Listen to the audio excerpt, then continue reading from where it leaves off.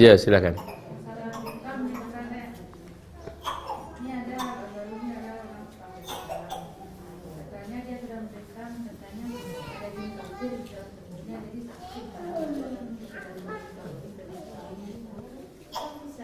Bisa, memang sangat bisa. Kan ibu sudah tahu bahwa seluruh jin dan syaitan yang kafir kepada Allah, yang durhaka kepada Allah, rata-rata mereka itu nyakitin manusia. Dan mereka sangat suka ada dalam tubuh manusia. Kalau sudah ada dalam tubuh manusia, pasti kerjaannya menganiaya manusia. Ya. Nah, para pembekam, salah satu jasa terbesarnya adalah mampu mengembalikan kembali porsi tubuhnya yang standar, yang fitrah ya Bu ya. Para pembekam. Jin itu bertempat tinggalnya adalah di titik-titik kotor di tubuh kita. Sementara itu yang dibekam oleh para pembekam. Tapi sebaiknya para pembekam saya anjurkan agar hidupkan sunnah Nabi sebelum membekam. Agar membaca doa perlindungan diri. Agar membaca doa perlindungan diri. Tidak sedikit jin-jin dan setan yang menyebabkan orang sakit. Ketika dibekam orang itu sembuh, jinnya ke dia perginya. Ke dia perginya. Maaf almarhumah Ibunda Miss ya, yang aktif dalam membekam itu lalu mengalami penyakit-penyakit yang sangat berat dan hebat. Saya yakin itu dari jin semuanya, dari syaitan. Karena memang tanda-tanda beliau untuk mendapatkan itu sangat nyata.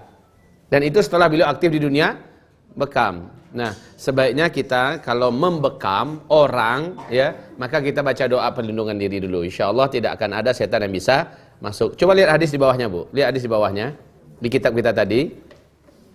La adwa wala tiyarata wala hammata wala safara wala ghaula. Apa artinya? Tidak ada penyakit menular. Memang enggak ada, tapi ini Nabi loh mengatakan enggak ada penyakit menular. Jadi kalau ada orang TBC itu menular enggak? TBC, itu menular. Percayalah Bu, enggak akan menular. Yang menyebabkan penyakit itu menular pindah ke kita siapa? Jin dan setan. Di hadis yang lain tidak ada penyakit yang menular dengan sendirinya. Berarti ada faktor lain yang menyebabkan terjadi penularan. Bukan persangkaan, memang penyakit itu betul-betul menular, Bu. Sementara Nabi mengatakan tidak ada penyakit menular. Nabi tidak mungkin salah. Lalu kenapa penyakit orang ini bisa pindah ke sini? Karena ada jin dan setan yang membawa biang dan bibit penyakit itu pindah ke orang ini. Makanya Bu, ibu sakit ibu umpamanya mah. Anak ibu punya peluang sakit mah. Ibu sakit diabetes. Anak ibu punya peluang penyakit diabetes, ya. Anak ibu punya penyakit yang sifatnya keturunan kata orang. Ini juga termasuk adalah makar setan. Ketika mangsanya yang ini sudah meninggal dunia, sementara ini anaknya, dan ibu memiliki genetika yang sama dengan anak, maka jin yang sama akan pindah ke anak ibu, membawa penyakit yang sama, menyebabkan penyakit yang sama. Oleh karena itu kita dianjurkan benar-benar kepada Allah Subhanahu wa taala agar ketika berkunjung kepada orang sakit, apalagi mengobati orang sakit, baca doa perlindungan diri. Alhamdulillahilladzi afani mimma btalaka bih wa faddalani ala katsirin mimman khalaqa tafdila. Begitu loh, Bu. Virus itu sampai sekarang kalangan medis belum ada yang mampu membuktikan seperti apa makhluknya. Belum ada. Dan justru dalam kajian kami, Mbak, dalam kajian kami, Bu, virus itu adalah jin. Virus itu adalah jin. Apapun nama virusnya, maka dia adalah jin. Dan virus itu ganas. Ya, sama dengan jin, ada yang ganas, ada yang slow dan biasa. Baik, ibu-ibu yang kami muliakan, coba baca hadis yang barusan ini, terjemahannya. Tidak ada penyakit menular, tidak ada kesialan, sial-sial itu nggak ada.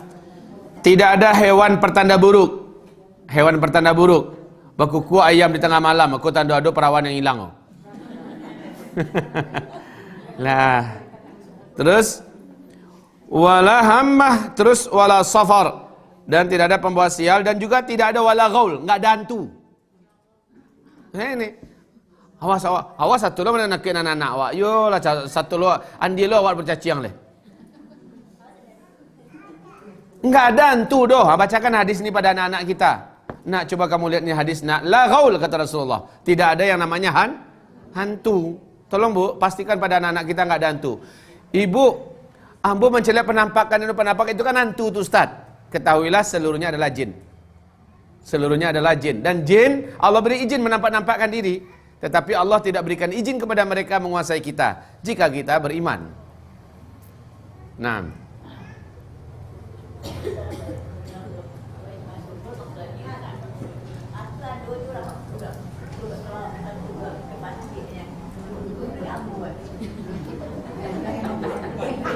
Ih.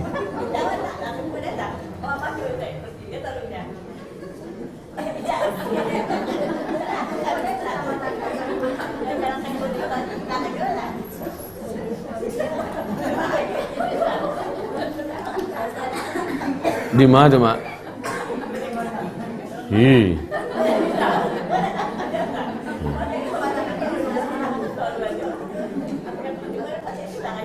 Iya.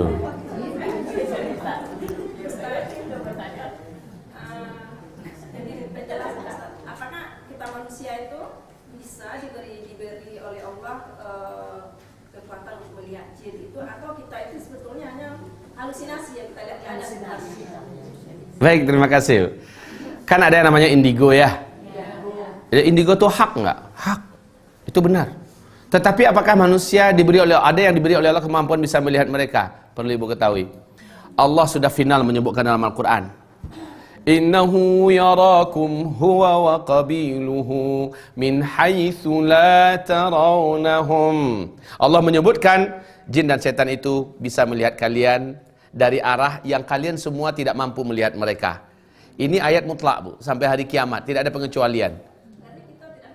Tidak, Bu, tetapi kenyataannya ada, Ustadz, kan begitu kan? Kenyataannya ada. Nah, sekarang begini, seluruh orang-orang indigo, kalau kita ruqyah, Bu, dia pasti akan kesurupan. Kenapa? Berarti di dalam tubuhnya sudah ada komunitas jin dan setan yang menguasai seluruh tubuhnya termasuk matanya. Coba, Bu, orang-orang yang bisa melihat itu, bawa ke saya. Sebentar aja saya buktikan bahwa dia tidak akan bisa lagi melihat setelah itu. Saya teteskan racun gaib ke matanya. Saya teteskan habas sauda yang saya ruqyah ke matanya, setelah itu dia tidak akan mampu melihat itu lagi. Kenapa? Jinnya sudah ngacir. Maknanya kalau ada orang mampu melihat jin dan setan, di tubuhnya ada bangsa jin. Hanya bangsa jin yang mampu melihat bangsanya sendiri. Nah, itu termasuk salah satu indikasi bahwa orang ini sudah positif kena gangguan jin. Ya. Kamu dah macam lihat dah. Terasa dia, Mak? Ya. Amak kau bertanya atau apa gini ke? Bertanya atau magi tahu? Oh, bertanya. Mudah-mudahan saya nak do. Ya. Mudah-mudahan saya bertanya. Mudah-mudahan saya ya, begitu ya.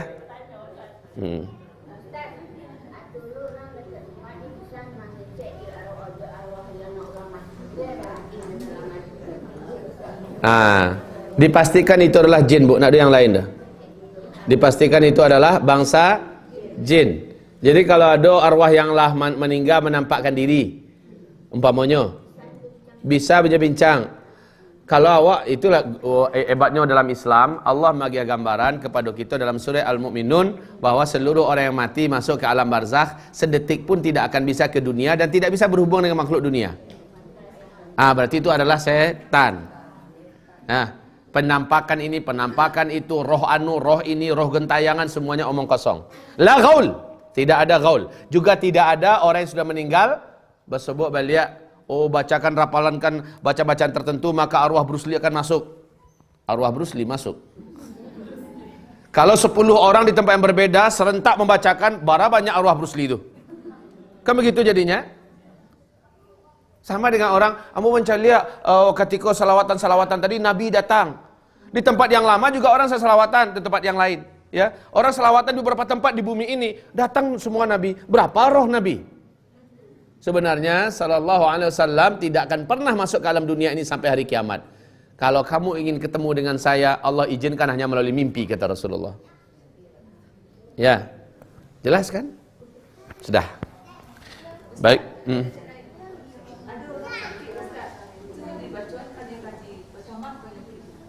Dibacanya apa?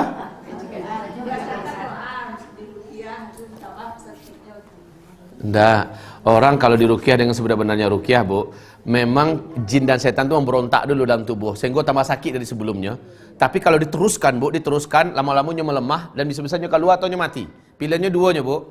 Cie, melemah, ya, babak belur, bisa mati. Atau keluar capek, dia nak tahan. Maka orang kok sehat, Bu. Tapi kalau sedang tanggung baru berhenti kita, ya, kalau sedang menanggung berhenti kita, dia terasa lebih sakit daripada sebelumnya. Jadi harus dituntaskan. Baik ya. Siapa bilang nggak boleh? Nabi aja nyuruh istrinya Aisyah agar kamu diruqyah oleh si fulana.